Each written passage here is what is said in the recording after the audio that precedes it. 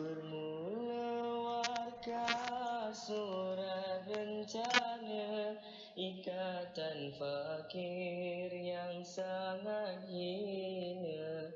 Sajak dan nazam banyak tak kena, daripada pendapat kurang sempurna.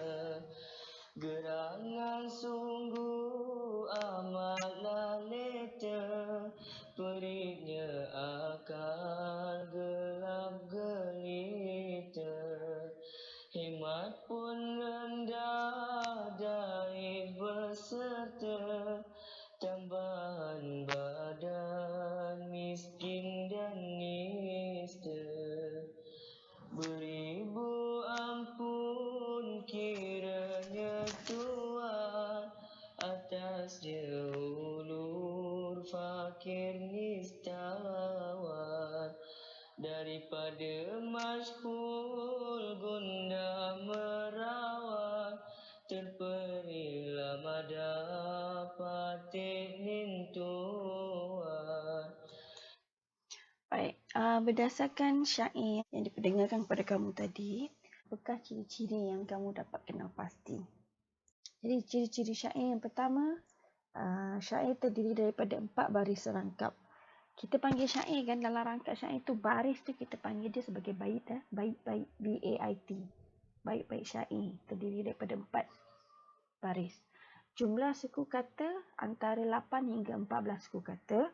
Macam kita buat lagu, kita nak pastikan lagu kita dengan suku kata dia kata apa?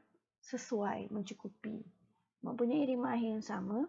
Semua barisnya adalah isi. Setiap baris itu ada maksud.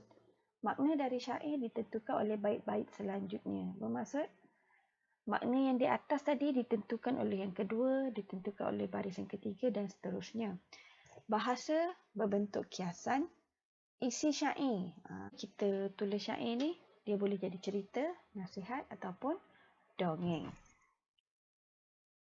Baik, sekarang kita lihat buku teks muka surat 61, tema 5. Berdasarkan maklumat yang terdapat dalam bahan prosa, lengkapkan rangkap syair. Bahan prosa ialah cerpen, novel contohnya, petikan. Daripada petikan ini, kamu akan tukarkan menjadi rangkap syair. Jadi kita tengok yang pertama, dia cakap tentang masa sebulan telah berlalu. Kita cari dulu apa perkara utama dalam prosa ini yang boleh ditukarkan menjadi syair. Kemudian dia cakap tentang peristiwa manis. Okey, tidak pernah dilupakan. Bidan terjun, berusaha membuat persembahan terbaik, mendapat pujian banyak pihak. Jadi kita ada 1, 2, 3, 4, ada 5, 6. Ada 6 perkara yang kita boleh tulis. Jadi kita tengok contoh yang diberi.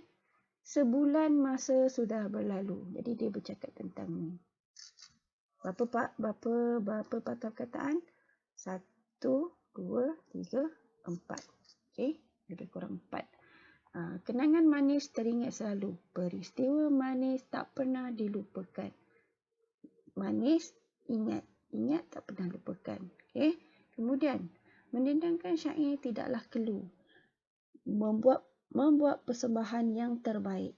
Terbaik tidak kelu ni maksudnya macam kamu tak ataupun tidak macam apa yang macam tak tahu nak jawab apa. Jadi dia membuat yang terbaik bermaksudnya lidah dia, percakapan dia, sebutan dia semuanya lancar. Kemudian mendapat pujian yang banyak. Mendapat pujian bertalu-talu. Bertalu-talu ni maksudnya macam berulang-ulang. Banyak tak berhenti-henti dapat pujian. Okey, itu rangkap yang pertama, perenggan yang pertama. Sekarang kita lihat pula perenggan yang kedua. Saya amat menghargai usaha awak, Jaweh, kata Cikgu Marina. Jadi dekat sini Cikgu Marina cakap apa? Menghargai usaha. Okey. Kemudian walaupun awak berbangsa Cina, namun awak dapat menendangkan syair dengan begitu baik. Berbangsa Cina dapat menendangkan syair dengan begitu baik. Okey, kemudian yang ketiga, saya sudah lama meminati puisi tradisional. Meminati puisi boleh juga Kebetulan Nadia kehilangan suara. Nadia kehilangan suara menggantikan tempat Nadia. Jawab Jiawi dengan jujur. Jadi, menghargai usaha. Ini yang pertama ni tadi Cikgu Marina. Jadi, bila dia menghargai, maksud dia berasa sungguh gembira. Siapa? Guru. Dapat mendendangkan dengan begitu baik bermaksud dia boleh jadi juara. Dia ada bakat dan dia boleh jadi juara. Kemudian mengganti rakan hilang suara. Ni mengganti tempat Nadia. Kenapa dengan Nadia? Hilang suara pada saat-saat akhir. Jadi dia menggantikan bermaksud dia tidak berkira. Itu cara kita tukarkan daripada prosa menjadi syair. Dan kalau kamu perhatikan, syair dia tidak buat ayat yang gramatis. Okey, dalam baris-baris syair ni, bait-bait syair dia tidak menggunakan bahasa yang gramatis. Contoh, guru berasa sungguh gembira. Okey, ni betul lah. Okey, ada subjek, ada predikat. Murid berbakat bakal juara. Jadi ayat ini macam murid berbakat bakal juara. Ayat ni macam tak lengkap, tapi untuk puisi boleh. Mengganti rakan hilang suara, bersyair dia tidak berkira. Dan susunan ayat sungsang juga boleh digunakan dalam menghasilkan syair. Sekarang kita tengok perenggan yang ketiga.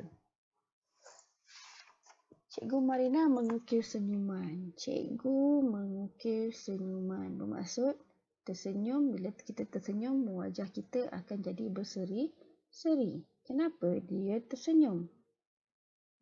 Melihat ni lah kebijaksanaan Jiawi tadi bersyair. Baik, yang ketiga, tidak memenangi pertandingan itu. Penyertaannya membuka mata banyak pihak. Jadi, kita kena buat dua baris yang di bawah. Jadi, kita ingat balik tadi ciri-ciri syair. Yang pertama ialah syair ni tadi dia mempunyai rima akhir yang sama. Rima akhir yang sama, ri. Jadi, dekat bawah ni pun kena ada ri. Sini pun kena ada ri. Ri atau apa-apa yang bunyi dia i lah. Okey, kamu kena buat tu dulu, baru akan kamu cari. Okey, sekarang kamu tengok. Tidak memenangi pertandingan itu. Bermaksud apa? Dia tidak dapat menjadi juara. Juara satu gelaran. Jadi, saya nak buat dekat sini. Walau. Saya tak guna walau pun. Saya guna walau. Walau.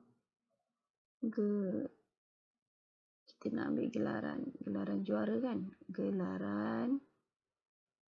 Kita boleh guna. Saya nak guna dicari. Dia tak nak tulis pula. Gagal dicari. Kalau tak nak dicari, kamu boleh guna diperolehi. Kemudian penyertaannya membuka banyak pihak. Kita nak ambil ri juga. Membuka banyak pihak, membuka mata banyak pihak maksudnya dia mula sedar. Jadi saya nak ambil perkataan belakang, sedari.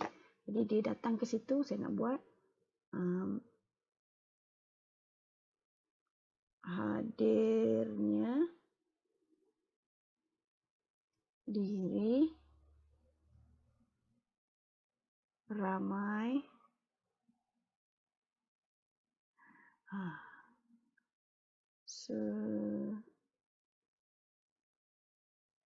sedari. Jadi kita ada ri dengan ri sama dekat belakang.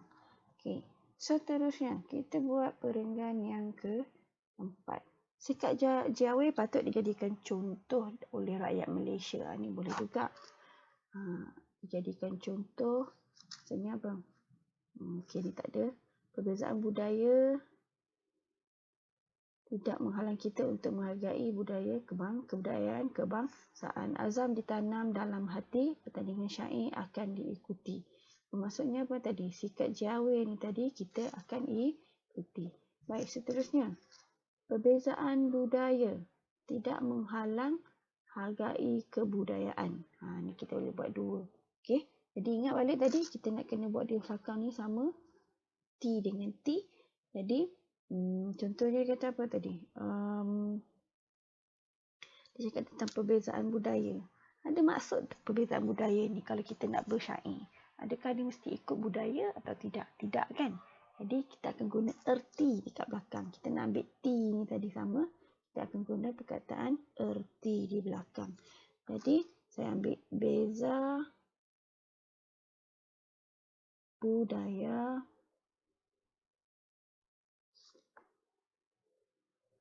tak menjadi, tak cukup saya sambung kat bawah. Tak menjadi erti, koma. Kemudian dia bercakap tentang apa? Hargai kebudayaan. Tidak menghalang. Bermaksud kita Cina ke, Melayu ke, Iban ke, semua boleh menghayatinya dan menghargainya. Jadi saya ambil perkataan budaya